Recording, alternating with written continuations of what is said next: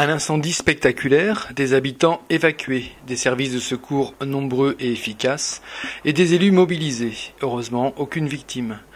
Rendre compte de ce qui entre dans la catégorie des faits divers n'est pas toujours simple. Les ingrédients pour un sujet sensationnel ou spectaculaire étaient tous réunis.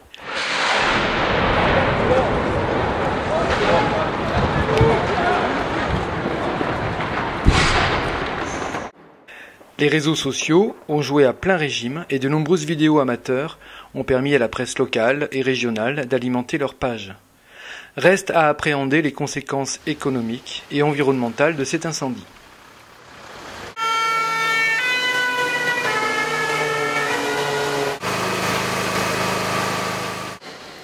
L'incendie des établissements Bouchillou, usine classée ICPE, c'est-à-dire pouvant présenter des dangers ou des inconvénients en termes de santé, sécurité ou d'environnement, s'est déclaré en fin de matinée.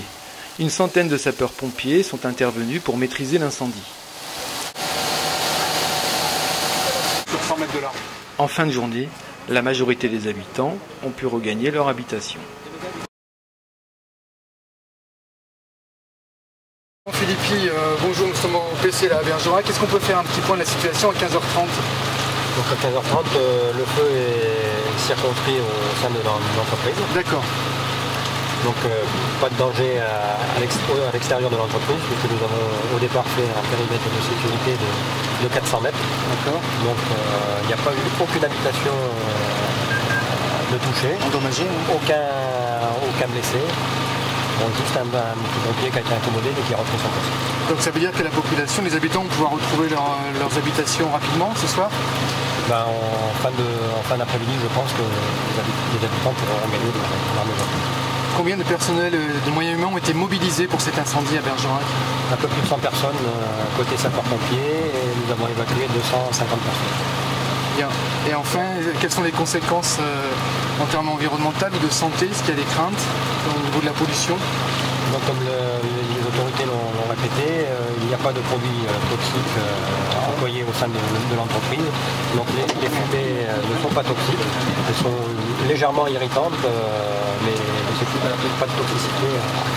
D'accord. Et sur la rivière, est-ce qu'il y a eu des conséquences en termes de retombées ? Il y a un peu de conséquences maintenant, compte tenu que la citerne de rétention à l'intérieur de l'usine est pleine.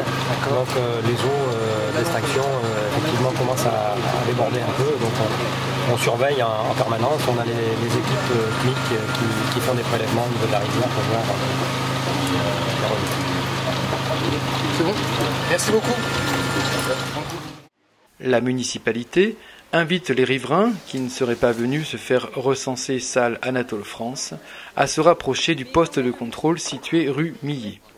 Quant à l'école de l'Alba, un contrôle sera effectué dimanche 13 pour déterminer si l'ouverture sera possible lundi prochain. Je peux pas vous dire. D'après ce qu'avaient l'air de dire les pompiers, peut-être certains qui n'étaient pas trop proches de l'usine pourraient regagner leur logement ce soir. Mais ce qu'on essaie de voir aussi, c'est l'EDF et Gaz de France. Et oui, voilà, on avait coupé.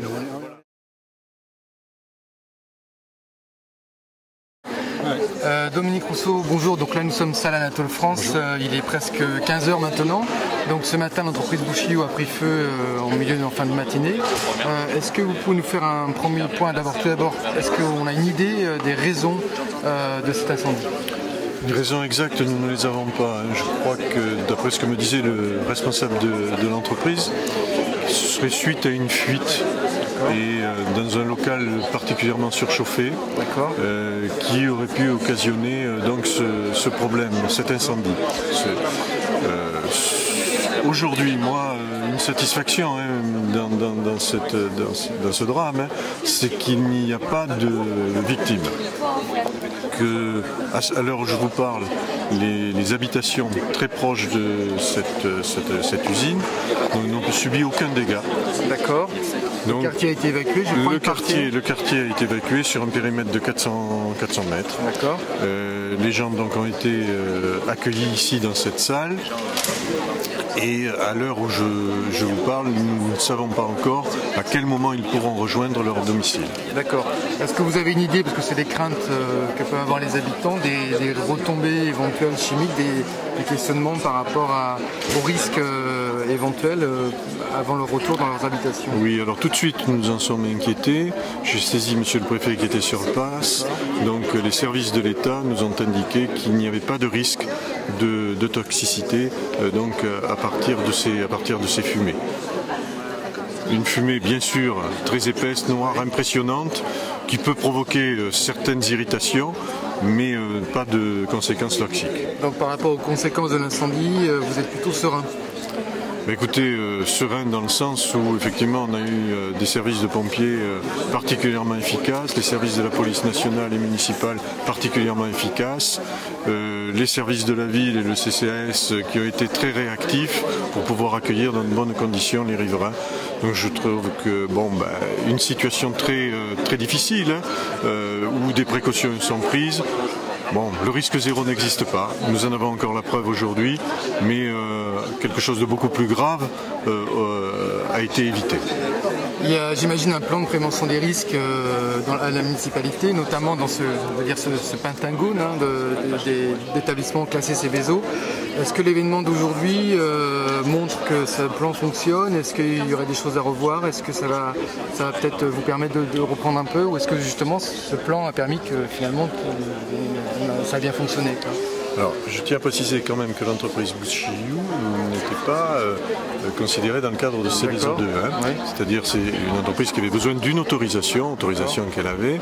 L'inquiétude étant bien sûr la proximité de la SNPE, et nous nous souvenons aussi de l'incendie qui a eu lieu il y a plusieurs années sur ce site-là.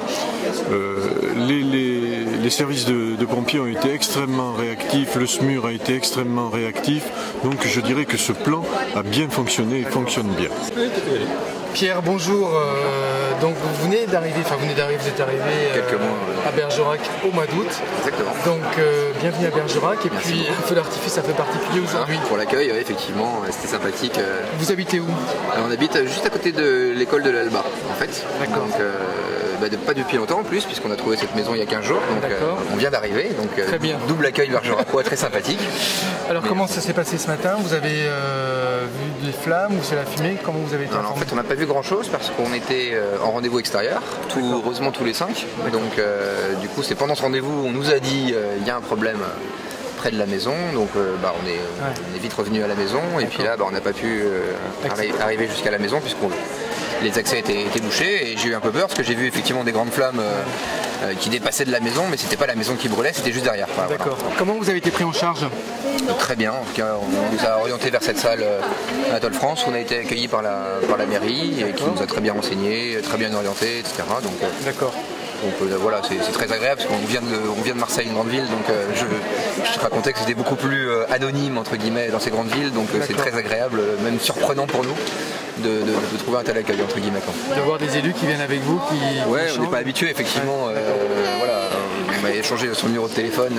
Voilà, je connaissais pas ce monsieur de suite pour me dire s'il y a un problème, vous pouvez m'appeler. Enfin bon, une proximité qu'on est venu un peu chercher, mais que je retrouve ici aujourd'hui. Merci à vous et bon courage. Merci beaucoup. Au revoir. Merci.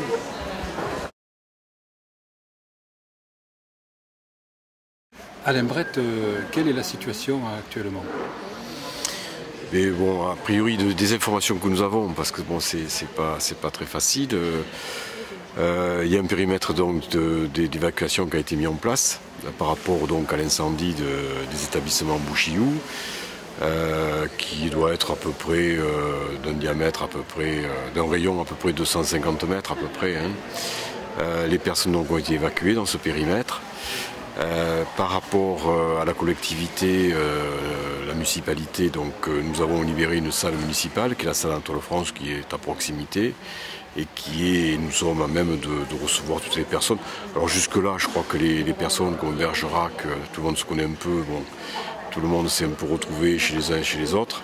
Donc il n'y a pas trop d'affluence, sauf les personnes qui sont un peu commotionnées, choquées. On a vu 2-3 personnes.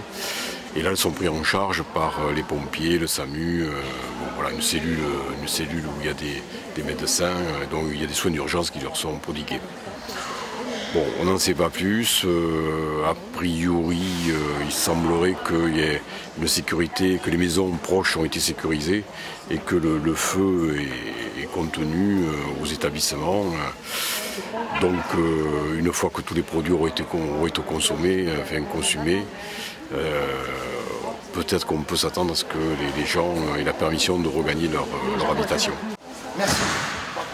Christian Sobadu, vous étiez sur les lieux du drame, de l'incendie, dans les tout premiers. Racontez-nous un petit peu ce que vous avez vu. D'abord, on est arrivé avec monsieur le maire assez rapidement sur les lieux, mais bon, les services de sécurité étaient déjà en place.